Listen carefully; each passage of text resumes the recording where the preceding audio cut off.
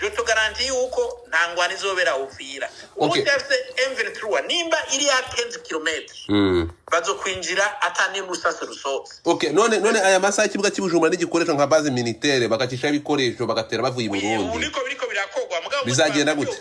Bazoshabihagarika. Abarundi bazahita babihagarika. Uru ruzinduko rw'uyu mugabo rufitanyo isano yihe n'uru rugamba kuvamo kwa Uvira. Abarundi muri kuba mufite ubwoba cyangwa ntacyo bibatwaye. Ntabwo kuvuga ngo abarundi bafite ruzo yo gushima 20 muri la misozi kugira ngo Uvira itavamo. Urashaka kuruhuka no kurara heza? Gutungura umukunzi wawe mu bihe by'imboneka rimwe atazigera yibagirwa mu buzima. Igisubizo nta kindi ni Luna Residence Apartment. Iyi ni apartment iherereye Kagugu ndetse by'akarusho tubafitiye n'ubusitani bwiza aho wicara witegeye Kigali. Badiaspora namwe muza mu Rwanda mwibaza aho mwarara, igisubizo twakibazaniye. Abafite itsinda rinini namwe twabatekerejeho kuko tubafitiye ibyumba byinshi bitandukanye. Abibaza aho mwarira by'akarusho tubafitiye abashefu babizobereyemo ndetse babigize umwuga bidasabye ko mukora urugendo. Ku bindi bisobanuro wahamagara nimero 0783 43 66 cyangwa ugahamagara 0795 88 5755. Minembwe y'amisozi ntibashaka gufata Uvira. Ofete bamwe bategura ingwano abandi bari muri negotiation. Jewe rero uko ndabibona mbona yuko uyi M23 warabonye yuko badashobora kudafata Uvira kubera sino abanyamurenge bose barabica. Bazobica parce que ils sont encerclés. Bari ni bloqués sur icyo bagira. Donc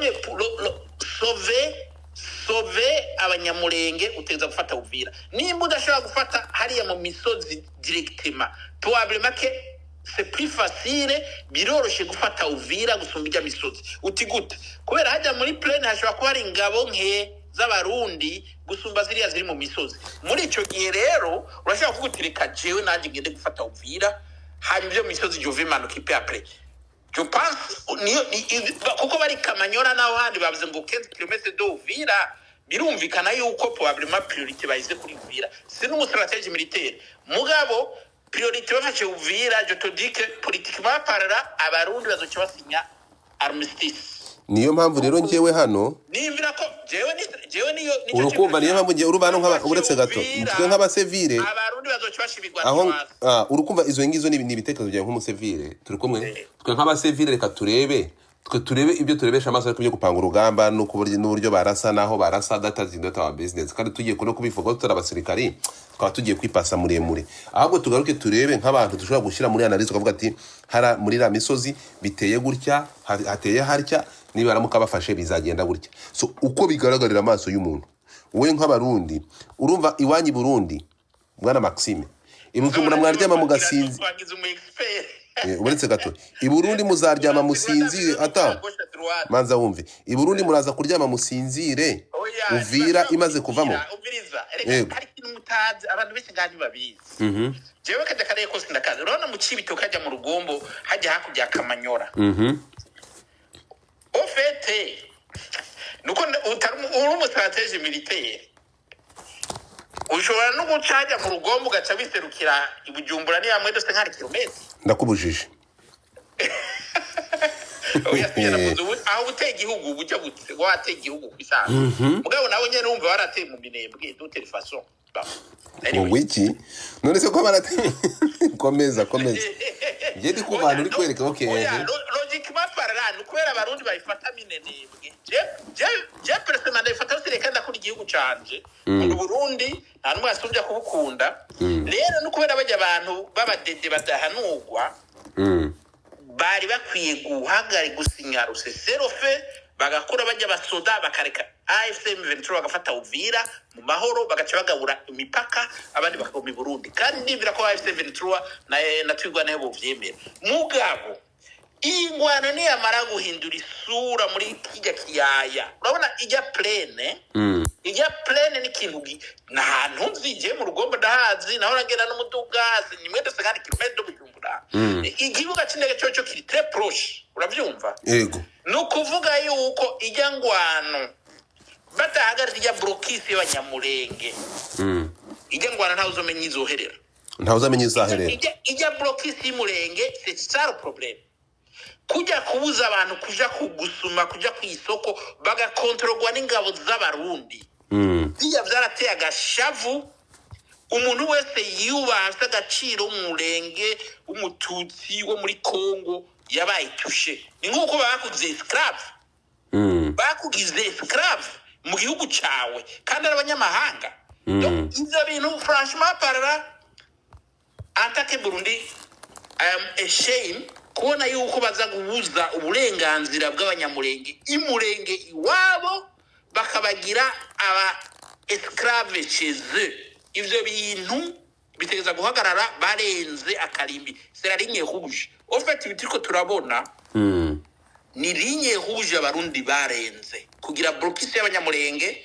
c'est la ligne rouge iyo rero kubiriha tuzobiriha karambaraye muzabirira okay muzabirihira hehe rero tuzobiriha ntawuzi kizodushikira parce que none wewe dufata ugiye kugira abantu esclave hama bagashika ahantu biribera wimvira ko we nawe konsequences ziza kuri wewe wagize aba esclave okay reka tugaruke hano uretse gato okay reka ngiye kubaza impamvu nakubajije twebwe tuvuge nka AFCM 23 twirwaneho urukumva bo gufata Uvira bagafunga imipaka bakarinda abaturage babo nk'ibisanzwe turi kumwe ntacyo byari bibatwaye ndabizi ko banabikora uretse gato ntabwo bafite gahunda yo kujya i Burundi ariko icyo maza ni kimwe abarundi bazicara i Bujumbura batuze birukanwe muri iriya misozi bumve ko sekirite yabo imeze neza barinda imipaka yabo mu Gatumba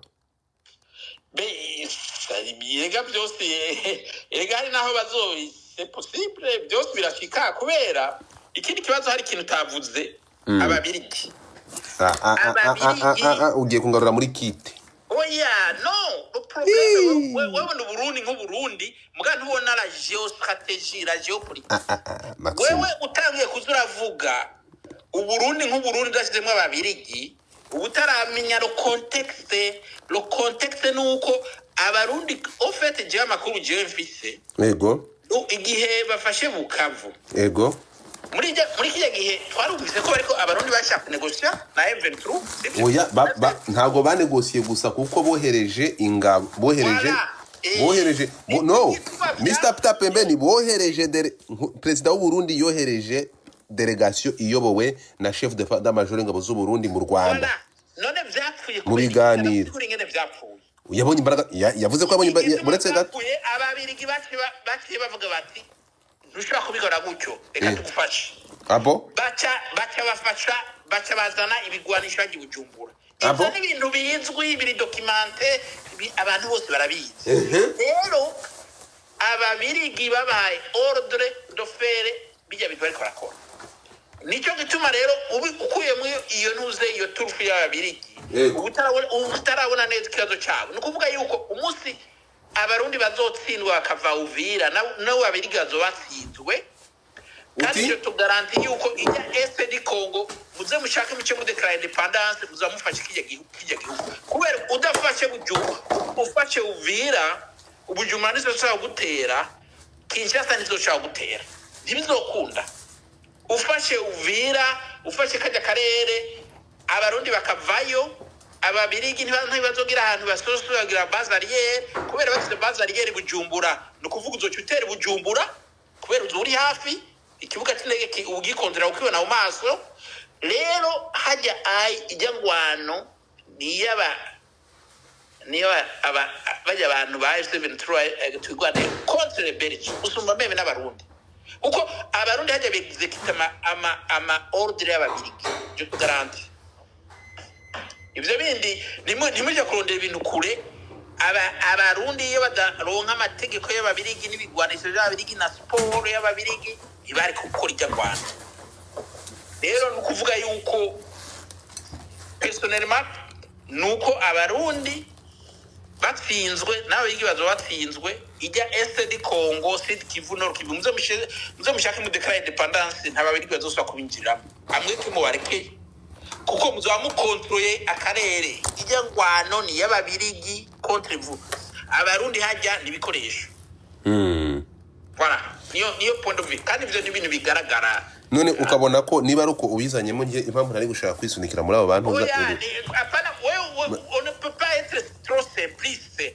kubera abarundi barazi yuko badashobora kuguma hajya murenge ntibashobora kuguma c'est impossible ntushobora kugira blocus y'abantu kandi concentration pendant des mois ngo abantu ngo bagume bicaye kandi AFM 23 barayizi ko niyo yabirukanye muri Nord Kivu sibyo barazi rero capacité barazi ingufu zabo none kubera ko ibimvira ko abo barundi batazobirukana muri Kivu plutôt muri Kivu cyane cyane Uvira barazi ko bazobirukana mugabo abo bantu babwiye bati tugira tubafashe kugira tuzobaha amadrone tuzobaha ibintu byose bishoboka donc mugabo ivyo byose après tout burya ce sont les hommes et la détermination ubutwari bw'abantu nibwo budetermina la victoire urashobora kubisa ibigwanisho kandi ukavuga amadrone ugafata ibisagara ukabandanya nivyo berekanye guhera muri Nord Kivu rero bien sûr abantu umwe wese afite amajijima yiwagira mugabo je simbona utari stupide utari umuntu uri stupide kubona yuko bazogira blocus abanyamurenge hama AFM 23 cyangwa twigwaneho bicare bacha ngo bagirire ngo ntangorane ngo tuzogira ibiki bizoborohera serore plan de guerre bajya basaba bagwanyi base plan de guerre bazokora ibyiteza gukora iyo bazoca bonsoir babizi donc rero pour moi ikibazo abarundi ils ont fait une erreur sous-estima cyangwa kugira confiance à lingua zibafasha uko nahabiryo bazana amadrone c'est pas suffisant kuko abirigi amwe kibazanye sinzi yo c'est quoi l'armée belge qui zola bashize batazanye nabo zana troupe siri soro barasha gutsindwa donc autrement hajya imuntu atsini ngwano c'est la cause kiganyira guerre la cause kujya kugira babeho reka ngarure ce n'est pas les armes c'est la cause reka ngaruke gatoya kuri image y'iyi ntambara wowe uru rugamba tuvuge ko ubona buzongera kugaruka mu maboko y'abakongomani ku bakongomani cyangwa irakomeza gututuma niba ibyo abakongomani n'abakongomani ntabwo wumvishe point yanjye za doa n'ahandi ntabyo nzi mugabo icyo bisire certain jecho niyumvira nizigiye bajya yaba abatutsi bo muri Nord Kivu abanyamurenge n'abatutsi bo muri Sud Kivu baravyeho nyabwoko bibakoregwa ingene babica bakabarya j'espère ko bazofata ingingo zabo kugira ngo bikinge byose kubarya nico je nibyo ko arico kiyo priorité gusumba ko kipade poste a Kinshasa no ariko ntabwo wumvishe nawe wirukanze ntabwo wumvishe point no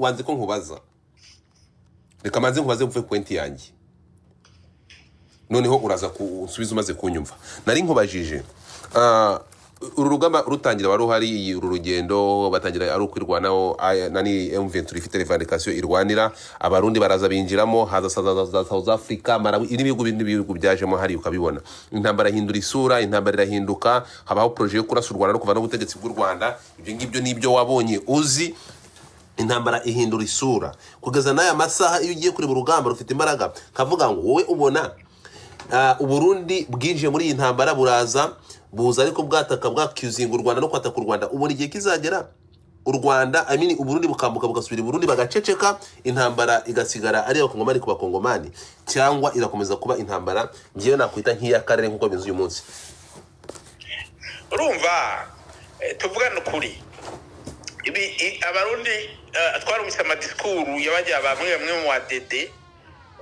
bayifashe komini ingwano ideologique ibintu by'abango bavuga ngo abantu ngo n'abahima urabona niko batamwe kwivuga urumva bo bagize ideologique kubera niko bamenyereye ko urumva benshi barakoze yo nyabwoko muri bajya abantu batwara bakora n'aba FDLR rero jewe ibintu byose nshaka kugira prediction y'amagroupe nkaya mugaba je nimbere yuko bamaze gutsindwa muri Uvira nta yindi saganirizo bagira d'abord bonyene ntacyo bashaka gushikako Kinshasa icyo kubafasha uko nabo ntibagira abasoda uwo muntu rero azobafasha ninde ntawenzi nico gituma bizova kuri contexte sinzi amanegosiyo uko hari ibintu politiquement parara abantu bagira geopolitique bashaka kuvuga bati okay reka tube turahagaritse ingwano ngaha tubareke bagende iwabo mu Burundi je ne sais pas mugabo personnellement parara kaya karere kugira ngo ukazanamo amahoro uteza kurandura abantu bose bafite ideologie génocidaire Kaza tubeka no cyane igihugu cyo kizoba gitwagwa n'umuntu afite ideologie génocidaire kizotuma karere katigera kaba stable. Okay. Nta kuntu abagenocidere bashobora kubananya batwara ibihugu muri kata karere.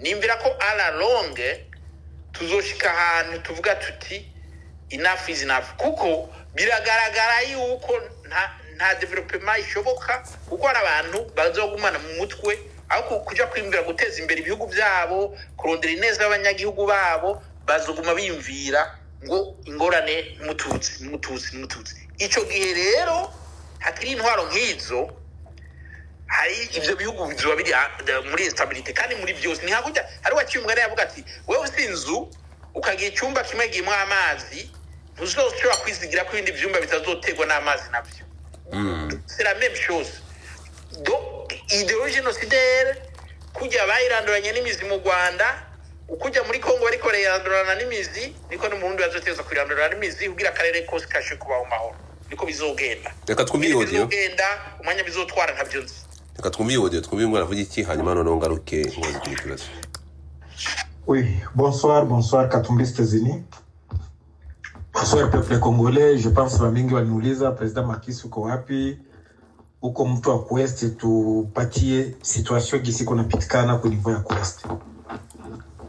Ya benye tutasema benye biko mu groupe hiyo kushangilia mko mnashangilia nitasema mu version 2 alafu ndo ndakia pana kontra ya vita gisi konaenda. Ndugu yangu mwenye benye biko kote ya bawazalendo. Kuko vitu vingine mko mnafanya maerere kuvita. Hii maerere ilifo muiangalie kila siku naonyeshaka maerere mnakuwa nayo. Mungaliki muvita mko mnatosha audio zenye mko mnajirikodi mwe vote ma position gisi mko mnapana naona audio walitumia mprivé ya 23 minutes gisi ba komanda biko bana diriger vita ile ni maerere mwaka vambi sana. Mungaliki mchamp de bataille muko mnaji expose na vita ngaliki ile ni kosa. Hamuko mnaona wenzenu ba nani armée révolutionnaire. Est-ce que mko mnasikia audio? Mko mnasikia video? Biko wanataka kutosha kontra ndio wakati wanamaliza komba. Wakati wanamaliza banamaliza vita, banamaliza kazi. C'est ça. Ile ni maerere hiyo tu ni quelques remarques nipenda kuwapatia. Alors vita iko ku niveau gani president Semakisi? Yenye yote ndabambia ni ndogi situation iko kutere. Kamanyola kote ya Rubumba ni mpaka ya Kamanyola na Bugarama na Rwanda. Armée révolutionnaire ina contrôler. Kote ya Kamanyola centre, armée révolutionnaire ina contrôler. Kote ya Rugenge, kote ya Kambara, donc kama unatafuta ingia Lumvimvi ni kote ni armée révolutionnaire ndo ina contrôler. Lumvimvi kwenyewe kama unataenda Katogota ni armée révolutionnaire na contrôler. Katogota ni armée révolutionnaire na contrôler. Basoda ya Barundi walikuwa pale balivuka a partir ya mchana balirudia kwabo bakapitia kote banaita Chibitoke ya Rugombo. Donc benye uye ma vita mlisikia pale ni balikuwa ni bazalendo ndio balikuwa na gombana na armée révolutionnaire. Kote ya Lubarika kuenya bayo Lubarika ni iko point stratégique ni kote sa unatafuta ingia Kiringe donc ni armée révolutionnaire iko kule. Alors président Makisi vita pour que ifike monani Muvira ni combien kubenya habayuwe ni combien de kilomètres ninaza kamata minute ngapi? No. Hivi deja armée révolutionnaire iko Katogota na iko deja na contrôler Luvungi, kwenye vita itakuwa nguvu. Bwegera hakuna vita itakuwa nguvu pale. Bwegere na kuaga ni fasi ya Banyamulenge bana ikuwa centre ya Banyamulenge wanaikala pale. Hakuna vita itakuwa pale. Luberizi hakuna vita itakuwa pale. Kwenye vita itakuwa nguvu sana ni Sange. Kisha kutoka Sange Runingu, Kabunambo hakuna kitu kitakuwa pale. Kutoka Sange unaenda Runingu vita itakuwa pale na yaba mai kwa mingi pale. Apre Runingu fasi nyingine tena itakuwa vita ya nguvu pour que baingie mu centre fasi wanaita Kumaya Moto. Ni quelques 2 km na Uvira centre. 2 km na Uvira centre juu ya nini? Iko mpe mbali kiloko juu ya maishange ya mabale. Alors ni kusema kama armée révolutionnaire en tout cas iko naendelea munani ya pia. Hii nyingine maojo mko mnasikia watu wanasema siuwe ba mai siuwe, nisikia nyingine banatumia privé ke ba Burundi batakuya siuwe. Hakuna Burundi atakia kufia Kongolei. Tosha ile mawazo ya kitoto. Basoda ya Burundi batakuya nini? Papa, basoda ba Kongomani bote bashakimbia pour votre information. Ba officier bote ba mwa banafanya retrait stratégique, bengine banakimbia. Hii ni ma information niko nawapatia, nioni kipana information sina nataka kubadanganya hapa. Donc kubenye banaongoza combat bien ni armée révolutionnaire ndio inaendelea. Hii vingine vitu mko mnasikia bihuwa siuwe ba wazalendo ba waza nini, rien s'il vous plaît benye biko kutere pour le moment ni kusema ke armée révolutionnaire iko na foncer Muvira centre kwenye bako kama balisha maliza kama ataendelea komba na maliza Luvungi na Sange ni à peu près inaza fika 11 à 12 km. Déjà kama uko Sange unakuwa deja Uvira, parce que Uvira na Runingu ni 7 à 8 km.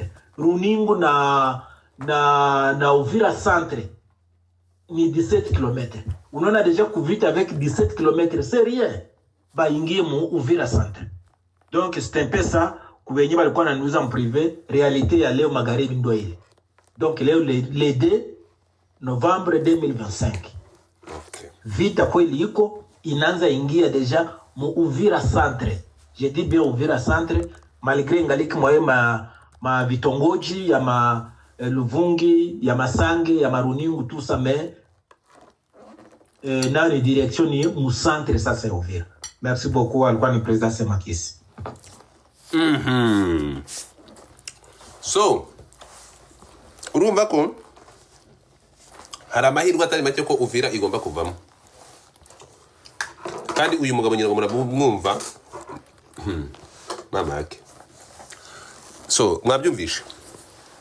So Maxime, ahangane niho nare nkubaza ngo niba ari ku situation iteye imeze utekereza ko ku ruhande rwa armée révolutionnaire nko bari kubivuga uyu mugabo AFC M23 twirwaneho ntabwo bafite gahunda yo kwata ku Burundi cyangwa yo gutera ibitero i Burundi, ariko impamvu u Burundi ntabwo ngenda umufana w'u Burundi, ntabwo ndi gufana u Burundi, ariko ntabwo abarundi ahantu gufata ingabo zabo nyuma yo gutsindwa muri Nord Kivu, gutsindwa za Karehe n'ahandi hose, ntabwo u Burundi bwagombaga kurindira imipaka yabo ku mupaka babavudukanya za Bukavu za he hose ngo barani barangiza bamuke, ntabwo byagombaga gukunda. Bagombaga kwisanga badipronze ibihumbi 20 nkuko bivugwa muri la misozi kugira ngo protecting umujyi wabo. So my question is, niba mara kwasora muri iyi misozi abarundi baramanika amaboko bagende bagiye kurindira imipaka hariya ku mupaka? Ahangaha reka twemere ko nabo banabyemera bakemera kumanika intwaro bagatsindwa bakaguma iwabo ntibongere kwinjira muri Kongo, urugamba bakaruvamo. AFC M23 izaba iri safe guhuza imipaka n'umwanzi bafungiye ku mipaka gusa? Konzi kugira ngo urinde umujyi neza ushira ibirindiro muri ya distance kure y'umujyi. M23 izashira ibirindiro he muri combien de kilomètres? bagiye guturana n'umwanzi indora nkurore gutya. Uburundi niba bwemeye kumanika amaboko urukavuga ati nta kundi reka tubane n'umwanzi dufunge imipaka ngo twafunze imipaka n'u Rwanda, urimo kunyumva bizagenda bite? Ahanga ni cyo ndi kwibaza. Reka ikibazo cyoroshe ubiriza bajya nta uzuvugana n'uwundi ufite telefone twita telefone rouge. No kuvuga yuko muri eta majoro y'abasoza b'u Burundi hari umuntu afite nimero za telefone z'umuntu wo muri I7 through I7 through IM23 twigwaneho isizo suite je ne sais pas ingene bakomunikana. Hanyuma icyo no kubwira ni kimwe, abarundi barazi akamaro ka Bujumbura. Bujumbura ishobora kubibamwo hafi umiliyoni n'inusu cyangwa miliyoni 2 z'abantu. Nukuvuga ko ari gisagara kishobora kuba kingana na Goma canke na gisumba Bukavu de telefaso. Rero uca wimvira yuko ingwano ije uti Bujumbura abarundi barazi ko ari consequence. Nico je gituma niyumvira la dissuasion kuko hajyaye mu bintu vya terme militaire hariho unifor ya la dissuasion ikintu gikomeye kidetermina siya gerupa usiya armistisupa.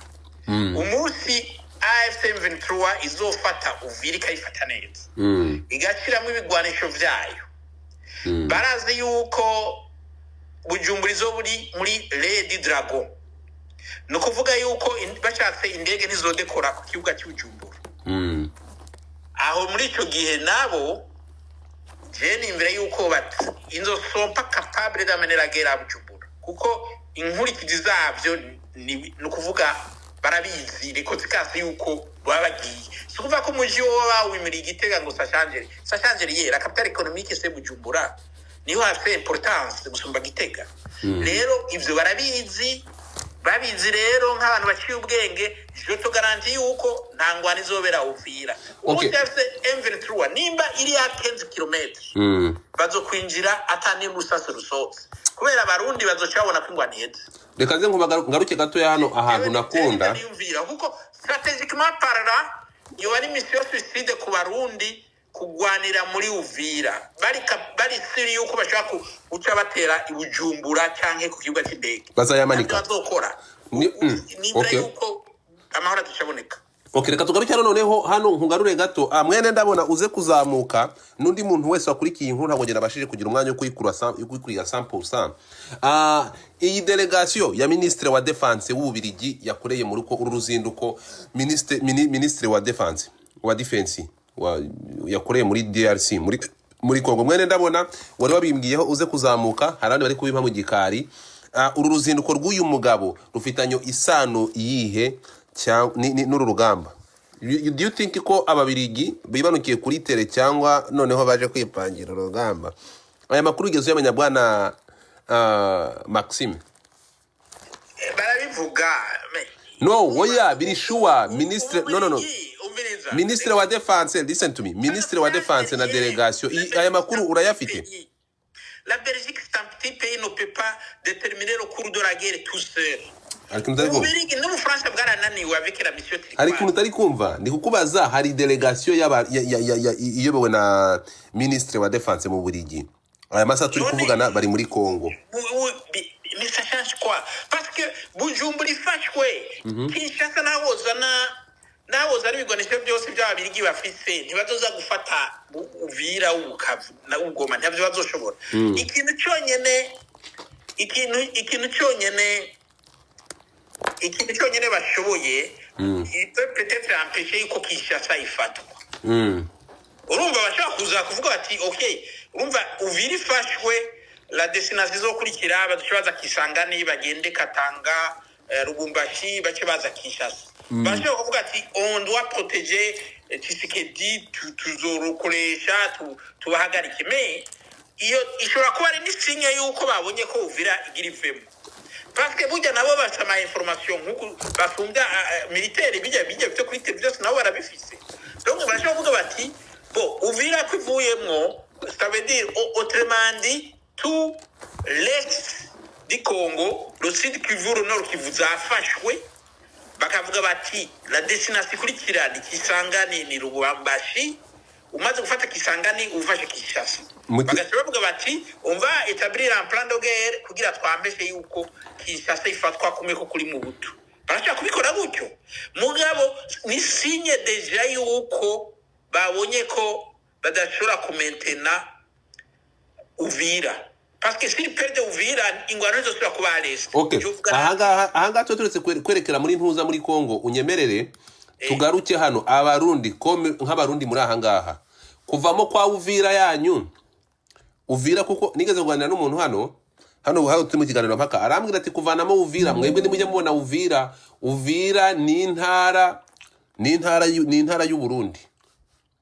kuko ntitwaba tudafite Uvira so icyo ndi kukubaza ni iki ngiki kuvamo kwa Uvira abarundi muri kuva mufite ubwoba cyangwa ntacyo bibatwaye ntabwo ari iwanyu apana abarundi twebwe turisekirize pare yuko Uvira ibamwe aba AFC M23 turwane jewe nk'umurundi bafashe Uvira nzoba ndyohewe parce que nzoba ndi kumwe abazarendo bazoba batsinzwe abazarendo nabo nibo batiya katsaga nibo barya abatutsi nibo bice abatutsi abadede évidemment parce que ils ont toujours compté kuri iyo idéologie génocidaire bazogira ubwoba c'est sûr mugabo abarundi muri bwinshi abarundi bashobora kuvuga bati on a des voisins batari barbare batarya abantu kuko pour moi ça sécurise n'abarundi bose abahutu abatutsi mu Burundi nta nimuje bujayi ashobora kuba banka M23 twigwane bashobora kuba ari abarundi baki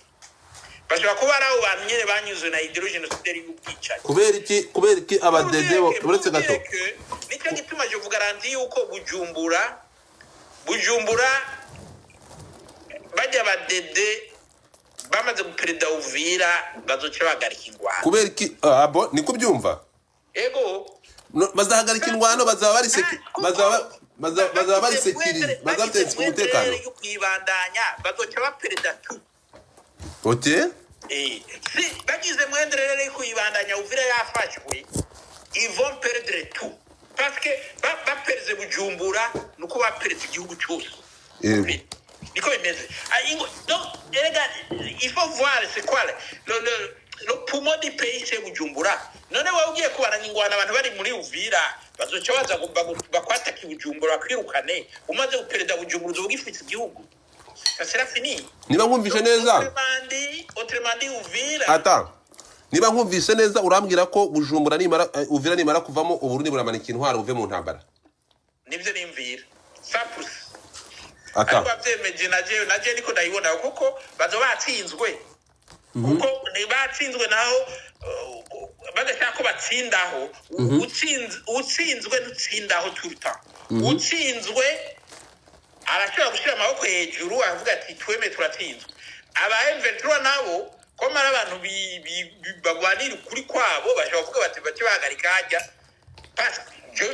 mugabo bakabananya babatera bamaze gufata Uvira azocaza gufata ikibuga cy'indege ari ibigwanisho biri Bujumbura makambi bahagarike donc autrement dit Bujumbura izobiteyo okay aya masaha nkuko tubona ko ikibuga cy'Ibujumbura uvuze ko abarundi bashyikiwe n'ababirigi turi kubona delegation ya Belgique iri muri Congo uretse gato okay none aya masaha ikibuga cy'Ibujumbura n'igikoresho nka base militaire bakacisha ibikoresho bagatera bavuye mu Burundi biriko birakogwa mugabo bizagenda gute bihagarika abarundi bazahita babihagarika bien sûr batabihagarika urumva AFC M23 ni Uvira ishobora gutera ibombi imwe ikibuga gisa cyugara yes none iragani kuri ni hamwe 15 km ikibuga cy'indege kiri hafi gusumba Bujumbura para ya Uvira reka twumve ikibuga cy'indege kiri Gatumba c'est plus proche n'urashika ni Bujumbura donc ça veut dire uri Uvira ushatse guhagarika ikibuga cy'indege ni hamwe do 15 km so nukuvuga abarundi bafite ruzo yo gushima 20 muri la misozi kugira ngo Uvira itavamo ivyo misozi bijyana ivyo ça ne pourra jamais continuer une fois ufite Uvira kuko none use uvira bagatera bari mu misozi nawe ugatera uri uvira utera Bujumbura kivaganye. Okay, ngaho reka nze nkine kano ka audio ku byabereye i Kinshasa. Reka duha abandi bavuge. Okay, mbere yuko munakira Mugabe reka nze nkine kano kantu mukumve.